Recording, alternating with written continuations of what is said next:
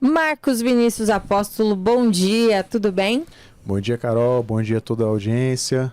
É um prazer poder participar mais uma vez aqui do nosso programinha semanal. É isso aí, hoje com convidado, né? Com convidado, opa! O Gustavo Bauab, que está aqui com a gente, ele que é engenheiro e diretor da empresa Treinest e Agrost. Me ajuda aí, Gustavo, por favor, bom dia. Bom dia a todos, obrigado pelo convite. Você puxou mais pro lado do inglês, mas é Treine SST, que é de Saúde e Segurança do Trabalho. Melhor e assim. Agro SST. Tá, perfeito, melhor assim. E hoje a gente vai falar de um tema importantíssimo, que são os benefícios aí de uma boa gestão em saúde e segurança do trabalho e sobre a inclusão também dos riscos psicossociais da NR1, cada vez falando mais sobre esse tema, né? Perfeito, Carol. Hoje a ideia é assim, como o nosso programa ele sempre trata do ecossistema das empresas, né? Então, tudo ali que está em volta das empresas, seja questão contábil, seja impostos, seja ali as demais necessidades que uma empresa precisa ter, né? Pensando também tanto na questão ali dos seus empregados, tanto na questão jurídica, tanto na questão ali também da legislação, que as empresas precisam estar adequadas. E eu acho que também nada mais justo a gente trazer um especialista, trazer uma pessoa que representa uma empresa, que trabalha com isso daí, porque quem tem empresa, quem já trabalhou com empresa, sabe que isso é uma coisa essencial. Sim. Né? Então, a ideia hoje foi fazer o convite. Obrigado, Gustavo, mais uma vez por topar, bater esse papo, né? E aí eu já começo o nosso bate-papo fazendo a seguinte pergunta. Para quem às vezes, logicamente, o nosso tempo não é muito longo, né? Sim. Mas de uma forma aí um pouco mais resumida, mas também para que o pessoal, nossa audiência entenda, tanto às vezes alguém que já está um pouco mais habituado a isso, quanto alguém também que esteja um pouco menos habituado a isso. Mas a minha primeira pergunta, Gustavo, é qual que é a importância de uma boa gestão em saúde e segurança do trabalho? Marcos, hoje, quando nós falamos numa importância, a gente leva para um lado de obrigatoriedade. Não é mais o viés que nós hoje na empresa trabalhamos, porque a questão da obrigatoriedade, ela vai de empresa para empresa, tá? Hoje a maioria, se você tem um colaborador registrado, você é obrigado a enviar isso para o E-Social, tá? Então uma boa gestão hoje, ela começa desde um levantamento de risco, que é onde o técnico vai na sua empresa, faz o levantamento de risco para realmente entender o que esse colaborador está exposto na função dele. Tá? Então, feito isso, toda essa visita técnica presencial e as quantificações também, que tem riscos hoje que são quantitativos, não são mais qualitativos, então a gente passa isso para os documentos. Então, por que a princípio a melhor gestão começa na visita técnica? Por conta de toda a informação que ele colocar lá é o que vai para o documento, é o que vai subir para o E-Social. Que é a plataforma do governo. Exatamente, é por onde, hoje é tudo digital, não tem mais aquela de, eu vou fazer um documento de gaveta, não vou subir para o E-Social, ou vou imprimir um documento e deixar lá, ou quando chegar uma notificação, porque que nem quando a nota fiscal se tornou eletrônica. Antigamente escondia talão, cada um fazia a sua jogada. Hoje não mais, porque a nota fiscal é eletrônica. Então, às vezes pode chegar uma atuação para você pedindo nota fiscal dos últimos 6 meses de EPI. Como que você vai conseguir emitir uma nota fiscal eletrônica? Não vai conseguir. Entendeu? Então, feito isso, a gente coloca todas essas informações no PGR, que é o Programa de Gerenciamento de Riscos, que ele vai ser a base de todo o gerenciamento de risco. Lá dentro dele vai ter o plano de ação. Então, ou seja, tudo que tem de risco e tudo que a gente precisa fazer para melhorar esses riscos e mitigar, para cuidar da saúde da empresa e dos seus colaboradores. Tá, e aí eu já faço uma pergunta já nesse mesmo sentido, Gustavo. É lógico que assim, você bateu, a sua resposta foi bastante em cima da questão legal, né, na questão da obrigatoriedade, porque as multas são pesadas, né? Então o empresário já tem muita coisa para se preocupar, não pode ter mais uma coisa ali para que talvez tire o foco dele, tire a atenção dele. Mas eu queria também falar um pouco também dos benefícios, né? Porque, ok, a questão legal, acho que isso é importantíssimo e tá na lei, tem que ser feito, tem que cumprir. Mas quais são os benefícios ali também que a gente pode pensar, não só para o lado da empresa, mas para o lado também dos colaboradores também? Você poderia elencar? Claro. Hoje, eu até brinco assim, eu falo, vamos cuidar só da saúde da empresa e talvez esquecer os colaboradores. Aí você fala, pô, Gustavo, como assim? Então vamos fazer o contrário, vamos cuidar só da saúde dos colaboradores e esquecer da empresa. Aí o empresário vai falar também, como assim? Andam juntos. Então, exemplo, se eu fizer... Um não elimina o outro. Exatamente. Então, se eu fizer tudo para cuidar, vamos dizer assim, da questão jurídica, da obrigatoriedade da empresa para cumprir todas as normas, automaticamente eu estou fazendo tudo para cuidar da saúde do colaborador. E vice-versa. Então, se eu fizer tudo que a norma exige para cuidar do colaborador, automaticamente eu estou respaldando a empresa. Além de trazer cada dia que passa, nós sabemos que está mais difícil achar profissionais capacitados. Então, assim, a gente trazendo um ambiente seguro, que não cause doenças ocupacionais, problemas, riscos psicossociais, né? Pensando em burnout, em estresse, em depressão, que é, vamos dizer assim, o assunto do momento agora, por isso até que o governo incluiu isso nas normas, a gente consegue trazer um âmbito organizacional dentro da empresa. E eu quero só fazer também acho que um adendo, Gustavo, que assim, às vezes você fala... A gente pode falar a questão ali de doenças do trabalho, etc. Às vezes a gente pode talvez remeter para uma coisa ali maior, uma coisa ali mais séria. Mas assim, uma pessoa trabalhando sentada no escritório também, ela está exposta a algum risco, né? Exatamente. Ergonômico. Hoje, principalmente, agora com a inclusão dos riscos psicossociais, né? Tanto é que 80% dos afastamentos psicológicos vêm de bancos. Porque a pressão é muito grande, você fala, pô, mas o cara fica sentado o dia inteiro, mas a gente sabe, todo mundo tem um gerente de conta, a coisa mais difícil é você conseguir falar com ele. Então, assim, a pressão é muito grande.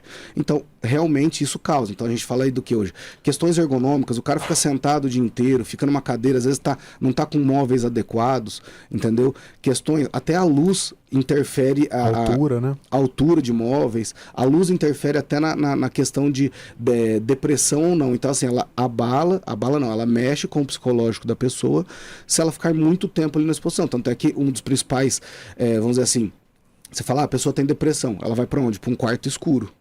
Entendeu? Então, assim, até o ambiente que ela trabalha ali interfere nessa saúde, principalmente agora com os riscos psicossociais. E sobre Pode falar, Carol, pois Eu não. queria só saber o que muda na prática, né, para as empresas que se adequam aí à NR1 e, enfim, pensam no colaborador também, nessa Assim, parte psicossocial. Hoje, o psicossocial, ele é um assunto novo, tá? Tanto é que o governo criou-se um comitê tripartite para poder eles mesmos entenderem como que eles vão cobrar isso das empresas. Era uma obrigatoriedade, vamos dizer assim, até maio deste ano. Ainda não saiu nada falando, mas cogita-se que até maio de 2025 eles deram um prazo de adequação para a empresa. Então, ou seja, hoje todas as empresas têm que estar se adequando, tá? O que a gente fez para esse pessoal se adequar? A gente tem que mapear esses riscos psicossociais. Feito isso, é gerado um plano de ação. E aí sim, tem risco psicossocial dentro da empresa? Que setor que é? Como que a gente vai tratar? E aí trazer para dentro da empresa, se caso chegue uma fiscalização, alguma coisa, a gente tem isso já em mãos para poder apresentar. E é um assunto que assim, né? A gente prorroga, mas é uma coisa que a gente não vê voltando para trás, porque isso é uma tendência mundial, né, Gustavo? Isso não é uma coisa que inventaram no Brasil, né? Hoje, acho que principalmente depois da pandemia, é um assunto que vem cada vez mais sendo debatido e é uma preocupação dentro das empresas. Não é moda, né? Não, é que hoje muito se vê assim, a empresa e o colaborador. Tanto é que às vezes você vai em outros países, pode pegar às vezes o próprio Estados Unidos, você vai lá, o cara às vezes ele é autônomo e ele mesmo utiliza os EPIs, porque ele quer cuidar da saúde. Então é o que eu falo, às vezes, mas o meu funcionário não usa, às vezes num treinamento de EPI, o pessoal, mas eu não quero, não sei o que eu falo, é a sua saúde que está em jogo, não é a minha, não é a do dono da empresa. É a saúde de quem está exposto aos riscos. Então a gente tem que mudar a cabeça de quem utiliza também e de quem contrata. Legal. Bom, acho que a gente já conversou bastante coisa. Só por isso daí que a gente falou até agora, acho que já seriam muitos motivos para as empresas se preocuparem. Mas eu queria agora, assim, para saber, vamos falar de dinheiro. Qual que seria, existe alguma economia, qual que é a economia aí que pode ser gerada por uma empresa quando bem feito, tudo isso daí, quando ela fizer ali o seu dever de casa e contratar uma boa assessoria, Gustavo? Ô Marcos, hoje a gente tem várias economias, né? Por quê? Colaborador hoje, que nem a gente comentou, cada dia está mais difícil achar. E as empresas também não são todas que às vezes tem ali, eu preciso de 10 colaboradores, mas às vezes o cara trabalha com um quadro de 8. Eu acho que isso daí é uma realidade que eu frequentemente vejo dentro da Itamaraty dos nossos clientes. E às vezes não é nem por opção dele, às vezes é por falta de pessoas. Por falta, perfeito. Então, exemplo, se desses 8, né, vamos falar aí uma média empresa, desses 8 colaboradores que ele tem, 2 tem afastamento por um problema que foi ocasionado lá dentro. Pô, se esses caras se afastarem 1, 2 semanas, quanto que isso vai custar para a empresa? Ele vai ter que colocar alguém no lugar. 20% do quadro. Exatamente. Então, assim, você consegue diminuir o número de atestados, tá, com uma segurança e saúde, no caso, a saúde do trabalho bem feita, porque dentro do PCMSO, que é o Plano de Controle Médico de Saúde Ocupacional, a gente tem também um plano de ação, até questões de vacinações, para acompanhar a saúde desse colaborador, para ver se o ambiente está trazendo algum risco de doença ocupacional ou não. Então, feito isso, a gente consegue, mais uma vez, diminuir atestados, diminuir afastamentos, diminuir doenças ocupacionais. A pessoa, até psicossocial, às vezes a pessoa rende mais porque ela está com a cabeça melhor, então você diminui o risco psicossocial, até o rendimento dela. Às vezes ela está presente, mas a cabeça não. Então, se a gente conseguir diminuir isso, tirando o quê? Muitas empresas às vezes pagam uma insalubridade, uma periculosidade e aposentadoria especial sem saber o que é aquilo ali na folha de pagamento, tá? Não vou entrar nem na questão de FAP, que a gente vai abrir outro universo, mas ali na questão da folha mesmo de pagamento, a gente consegue reduzir, né, esse pagamento de insalubridade, periculosidade ou aposentadoria especial, ou realmente colocar o que seja adequado, devido, né? Porque assim, ou tá pagando devidamente, só que às vezes errado, ou indevidamente. Então a gente consegue trazer esse benefício de economia. E na FAP, para grandes empresas, por conta de afastamentos e aberturas, às vezes, de CATs erradas, essas questões geram um passivo no governo e ele paga por isso. Então a gente consegue também fazer a contestação dessas FAPs. Legal. E para a gente caminhar já para finalizar, Gustavo, assim, ainda dentro dos benefícios também, eu queria só que você fizesse aí um breve comentário também, como que pode ajudar dentro de um processo judicial, né, de um processo trabalhista, porque a gente sabe que isso daí eventualmente pode acontecer, as empresas estão sujeitas a isso, né? A gente não vai entrar no mérito quem que está certo, sim, mas o fato é, quando existe ali uma discussão, uma controvérsia, cabe ao judiciário, à justiça trabalhista decidir. Como que a medicina do trabalho pode ajudar a diminuir, a pacificar esse tipo de conflito? Hoje, falando em ações trabalhistas, envolve várias coisas. Envolve a contabilidade com horas extras, advogado, questões jurídicas, e a segurança e saúde do trabalho envolve no quê? Em 2 questões: doenças ocupacionais, insalubridade, periculosidade, que às vezes a pessoa vai pedir, tá? Então são recolhimentos na folha. Quando a gente fala de recolhimentos, é sempre ação trabalhista, porque isso é devido ao funcionário, tá? A gente tem 2 viés.